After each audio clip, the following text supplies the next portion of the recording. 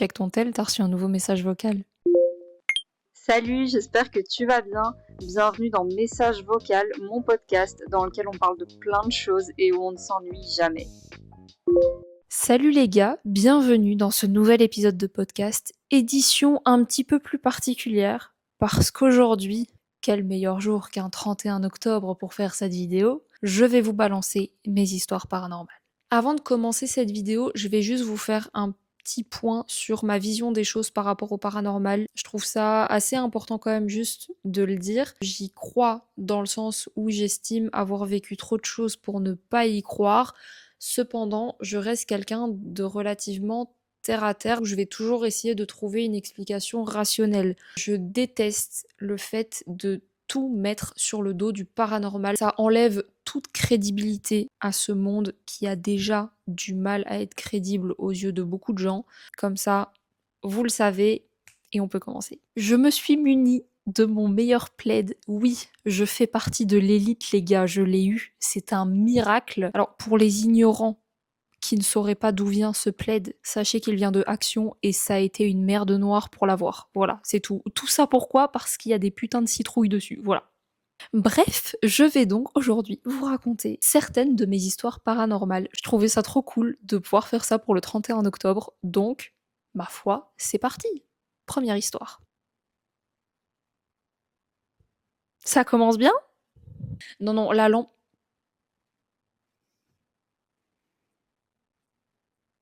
Les gars, j'ai des super pouvoirs. Ça commence bien. Ma baraque est hantée, bordel. Ne vous inquiétez pas, on va mettre ça clairement sur le coup de l'électricité. Cette lampe, c'est mon grand-père qui me l'a donnée, donc elle date en fait. Vous venez juste, on dit j'ai des pouvoirs magiques et c'est moi.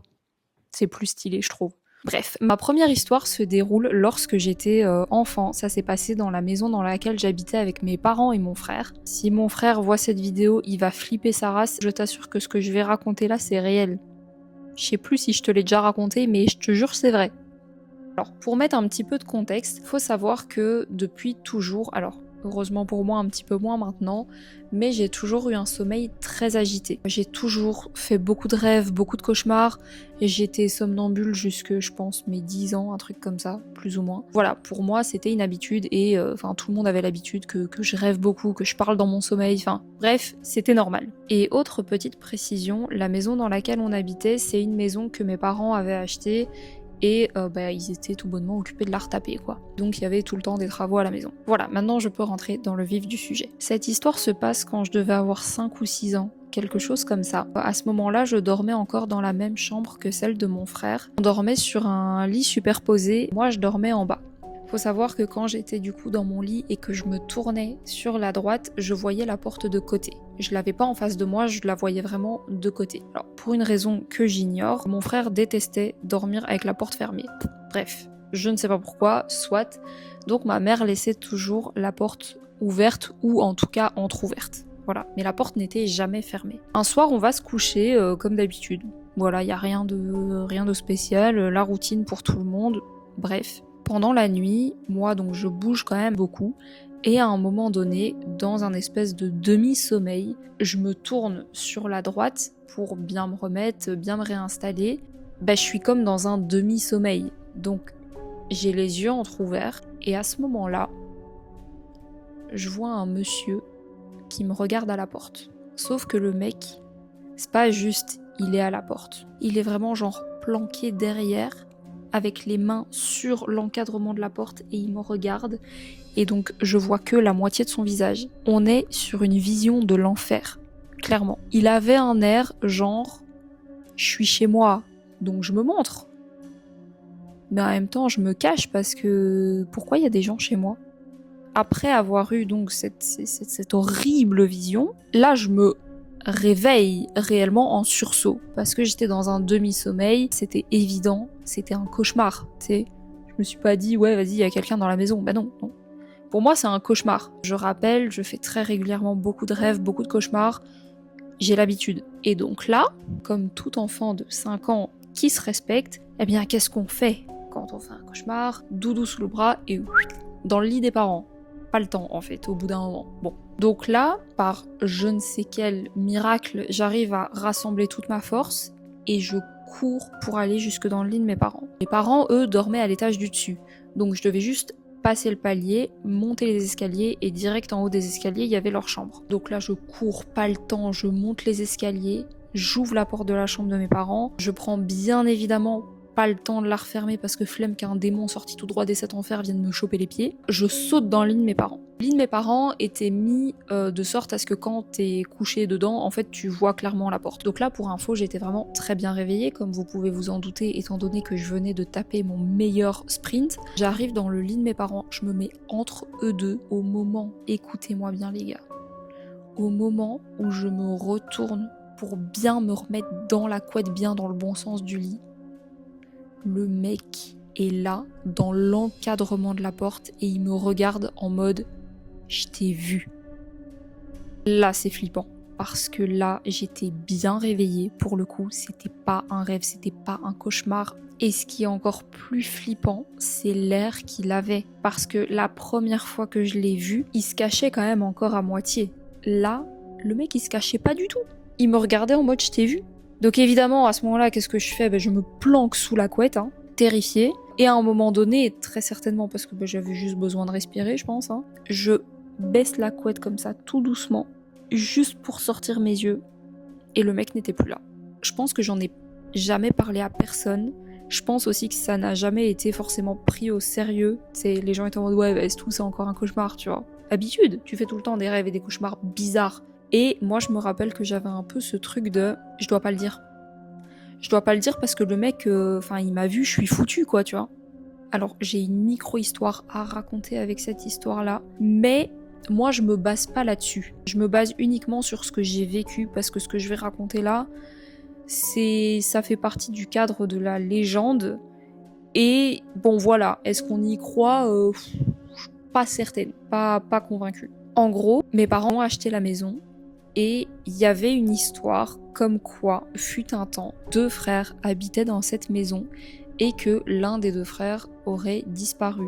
Il serait probablement mort dans la maison, mais on n'aurait jamais retrouvé son corps. Je m'en rappelle parce que mes parents rigolaient vachement avec ça. Mes parents du coup faisaient des travaux dans la maison et style mon père pouvait balancer à ma mère ah fais gaffe là-bas tu vas peut-être retrouver un petit doigt ou l'orteil du frère qui a disparu, tout. Enfin bref. Alors je me rappelle plus de leur nom, je sais qu'un des 2 frères s'appelait César et du coup je me demande si c'est pas le fameux qui a disparu là. Mais bon, je me base pas trop sur cette histoire parce que est-ce qu'il y a une part de vrai, est-ce que c'est purement une invention? Est-ce que c'est même carrément une invention de mes parents? Ça ne m'étonnerait absolument pas. Ou est-ce que juste il y a une part de vrai mais mes parents ont carrément abusé le truc pour nous faire peur à mon frère et moi?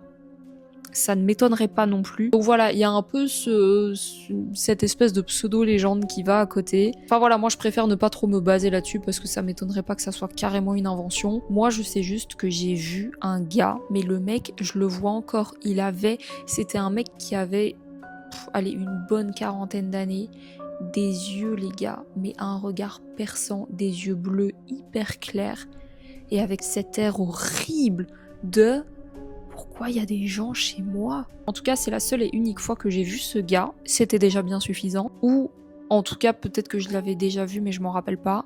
Moi je pense que je m'en serais souvenu quand même. Bref. On est parti pour la 2e histoire. Alors cette histoire-là, elle s'est passée il y a pas si longtemps que ça. C'était il y a 1 an et demi, je pense. Pour remettre un petit peu de contexte, ça s'est passé lorsque mon copain a eu un accident de moto. Je vais pas rentrer dans les détails, il va très bien aujourd'hui, il a eu beaucoup de chance. Bref. Il a eu son accident et donc après pendant plus ou moins 1 mois ça a été la merde. Voilà, on a fait beaucoup d'allers-retours dans différents hôpitaux, on a été dans différentes urgences, voilà, on courait un peu partout et je pense qu'un jour, lui ou moi, je ne sais pas, on a ramené quelqu'un avec nous à la maison. Alors pendant cette période-là, moi faut savoir que j'ai vraiment eu un moment, pendant genre 2 semaines, où j'avais l'impression que quelqu'un était collé à moi constamment. Et j'avais vraiment cette impression d'avoir quelqu'un juste à côté de moi ici. Je le voyais dans mon champ de vision, tu sais, quand t'as quelque chose qui est là, même si tu le regardes pas, tu le vois, genre tu sais, là dans ton champ de vision, tu vois que t'as quelque chose. Eh bien, j'avais l'impression d'avoir quelqu'un qui était là tout le temps. Et évidemment, dès que je tournais ma tête pour regarder, il n'y avait rien. Donc ça a duré plus ou moins 2 semaines. Pendant cette période-là, mon copain avait dû rester à l'hôpital pendant 3-4 jours parce qu'il a dû se faire opérer, etc. Et donc moi, j'allais le voir tous les jours à l'hôpital. Et tous les jours, c'est vrai que je rentrais assez tard. C'était une période où j'avais beaucoup de choses à penser. C'était ma dernière année d'études aussi. Enfin, pour le contexte, c'était un peu le bordel globalement dans ma vie, quoi. Et donc, je rentre un soir à la maison, toute seule, bien entendu, hein. Sinon c'est pas drôle. Et j'avais qu'une envie, prendre une douche et aller me pieuter. Et j'étais claquée. Je monte dans la salle de bain, juste pour faire un petit peu une idée en fait chez moi. Donc en haut il y a le palier, et en fait t'as la salle de bain, la chambre et 2 autres pièces. Sauf que quand t'es à la porte de la salle de bain, enfin quand toutes les portes sont ouvertes, tu vois vite fait une partie de la chambre et vice versa. Petite précision aussi, à ce moment-là, on avait encore un lit coffre. Et en fait, il y avait un endroit vraiment spécifique où quand tu t'asseyais dessus, ça reclipsait le coffre. Donc ça faisait vraiment un bruit bien spécifique. Fallait vraiment s'asseoir dessus pour que ça fasse ce bruit-là, ou alors mettre quelque chose de suffisamment lourd sur le lit pour que ça puisse faire ce bruit-là. Donc moi, j'étais dans la salle de bain, aux toilettes qui sont juste à côté de la porte. Vous verrez, c'est utile pour la suite. Et à ce moment-là, au moment où je suis en train de taper mon meilleur pipi, je suis tout seul chez moi les gars. J'entends le bruit du lit coffre. Comme si quelqu'un s'asseyait sur le lit. J'ai fait un bond, j'ai tourné ma tête vers la chambre et évidemment je n'ai rien vu.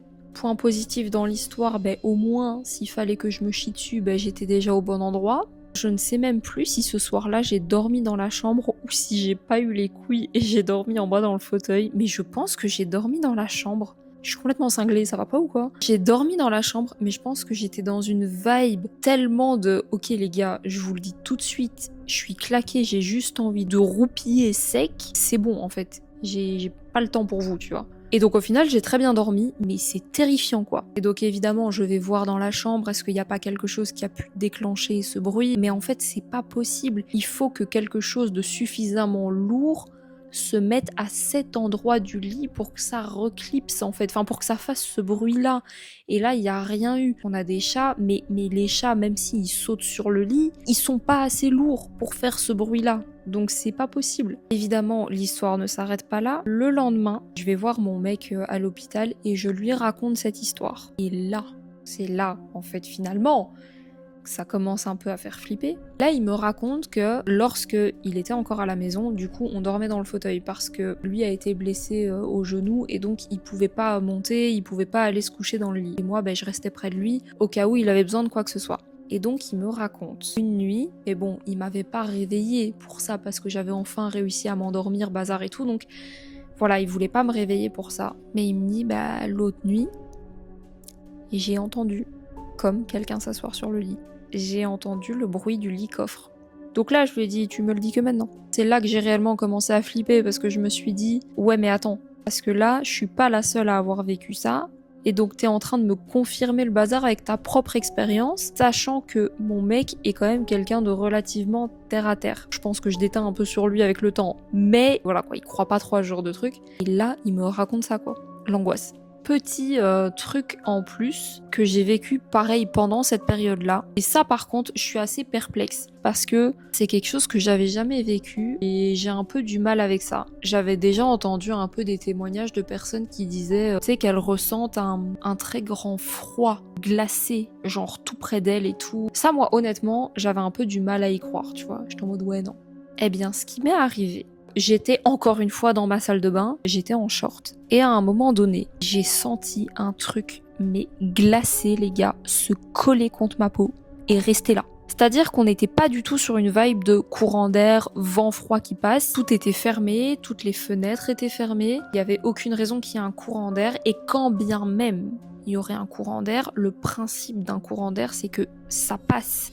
Là, c'était pas du tout un froid qui est passé comme ça sur ma jambe. C'est un froid qui s'est collé. Mais c'était un froid glacé, genre, j'ai l'impression qu'on m'a foutu un pain de glace sur la cuisse, quoi. Et donc, tu sais, j'ai un peu laissé comme ça, en mode, c'est quoi ce bordel? Puis j'ai un peu commencé à flipper, j'ai commencé à bouger, j'ai frotté ma cuisse et tout, et ça s'est barré. Mais c'était hyper bizarre. Donc cette histoire-là, je dis pas qu'il y a un truc paranormal, je dis pas que machin, je sais pas. Je dis juste que c'est un truc bizarre qui m'est arrivé.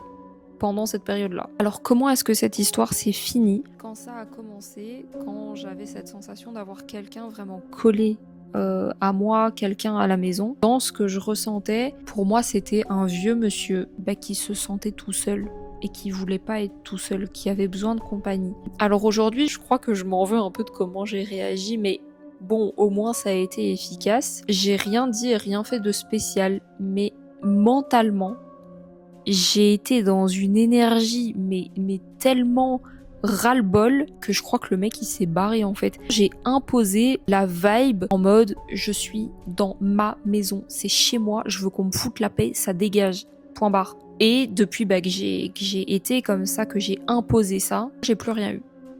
Alors on est parti pour la 3e et dernière histoire de cette vidéo. Cette histoire, elle est pas paranormale, ok? Elle est juste trop bizarre. Et j'ai trop envie de la raconter parce que je suis sûre que je suis pas la seule à avoir vécu ce genre de choses. Vas-y, en fait, je veux trop avoir l'avis des gens. Je veux trop savoir pourquoi, c'est quoi ce bordel. Là, on est sur une ambiance de bug dans la matrice. Je vous remets de nouveau les choses dans le contexte. Je bossais à ce moment-là pendant l'été, enfin j'avais un job étudiant. Ce jour-là, je devais finir à 17h30. Je fais ma journée, tout se passe bien. Je regarde aux horloges, là où je bossais, il y avait plusieurs horloges à plusieurs endroits. J'avais mon tel, etc. Je vois l'horloge, 17h30. Je vais commencer à remballer, je vais y aller. J'ai fini ma journée. Je vais pour chercher mes affaires. Je vois la deuxième horloge, 17h30. Je sors mon tel, 17h30. Je sors, je dis au revoir à tout le monde, à demain. J'arrive dans ma voiture, je mets le contact, 16h30. Donc là, au début, je me dis ouais, bizarre, mais je panique pas à ce moment-là. Parce que dans ma voiture, je ne change jamais l'heure quand on passe heure d'été, heure d'hiver, bref. Donc il y a forcément un moment donné où pendant 6 mois, ma bagnole, elle est pas à l'heure. Je m'inquiète pas. Je regarde sur mon tel, les gars. 16h30. Donc là, je prends 2 minutes pour un peu me poser. Je me dis, attends, je suis pas folle quand même, j'ai pas rêvé. J'étais à l'intérieur, il était 17h30 sur toutes les horloges et sur mon téléphone. Non, parce qu'à la rigueur, tu peux te dire bon, qu'une horloge, elle est plus à l'heure ou qu'elle a plus de pile ou j'en sais rien. Mais bon, que déjà que toutes les horloges en même temps n'aient plus de pile, je trouve ça surtout très bizarre. Mais sur mon téléphone, il était 17h30. C'est quoi ce bordel? Donc là, j'appelle mon mec et je lui dis, il est quelle heure? Il me dit, quoi? Genre, il est quelle heure sur ton tel? Genre, il est quelle heure? Dis-moi l'heure qu'il est. Et il me dit, il est 16h30. Je dis, non, arrête. C'est pas possible. Et donc, je lui raconte le truc. Et il me dit, mais t'es sûr, c'est pas peut-être les horloges ou... Je dis, sur mon tel, il était 17h30. J'étais dans le bazar, il était 17h30 partout. Je sors de là, il est 16h30. C'est quoi ce foutoir? C'est pas possible en fait. Et donc évidemment, je me suis sentie hyper mal parce que clairement la meuf s'est octroyée 1 heure en fait. Le lendemain, j'ai été 1 heure plus tôt, t'as vu. Bon, ça va, ça n'a pas posé de problème et tout, mais c'est trop bizarre. Il faut savoir que genre 1 semaine avant ça, avant cet événement-là, j'avais vécu un truc vachement similaire. Pareil avec l'heure aussi. Et je suis sûre que je suis pas la seule à avoir vécu ce genre de choses, donc je veux trop savoir qui a vécu quoi. Honnêtement, je suis pas le genre de personne qui croit à des théories genre de bugs, bref, ce que tu veux. Mais je suis pas non plus quelqu'un qui va faire une croix là-dessus. Juste, je vais pas mentir, j'ai pas trop d'avis là-dessus en fait. Je crois que je m'en fous. Je me penche pas trop là-dessus, je m'en fous un peu. Mais je dois bien avouer que juste, j'ai vécu un truc bizarre. Je suis perplexe. Je n'affirme rien, mais je pose ça là. C'est tout. Nous sommes arrivés à la fin de cette vidéo. N'hésitez pas à me dire si ça vous a plu. Dites-moi aussi en commentaire si ça vous intéresserait que je fasse une vidéo avec vos histoires paranormales. Moi, je kifferais trop de faire ça. Donc si ça vous intéresse, dites-le moi et comme ça, je pourrais envisager de faire des épisodes comme ça. En attendant, je te dis à bientôt pour un prochain épisode et je te fais des gros bisous. Ciao!